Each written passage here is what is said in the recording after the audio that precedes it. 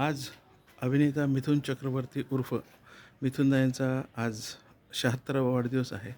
मिथुनदा म्हणजे मला खरोखर आवडतो कशासाठी माहिती आहे का? त्याने जबरदस्त असं स्ट्रगल करून सावळ्या कांतीसह एक सुपरस्टार पदाला जो भिडला आहे तो, म्हणजे दादासाहेब फाळके अवॉर्डसुद्धा त्यांनी मिळवला आहे. एवढा मोठा अभिनेता ज्याची बॉलिवूडमध्ये हेटाळणी झाली हेटाळणी, आणि त्यानेच 100 करोडचा पहिला चित्रपट दिला. मिथुनदाचा स्ट्रगल आहे ना, तो स्वतः म्हणतो असा स्ट्रगल कोणाच्या वाट्याला येऊ नये, असं जबरदस्त स्ट्रगल.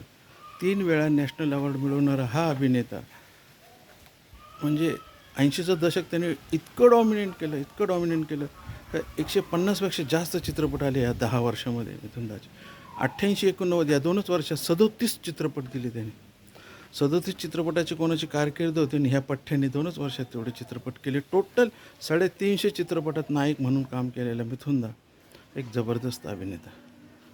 जाग उठा इंसान असो, परिवार असो की प्यार झुकता नहीं असो, 80चं दशक पूर्ण डॉमिनेट केलं मिथुनदाने. आणि 70पासून सुरू झालेला हा प्रवास अवर्णनीय, अविश्वसनीय.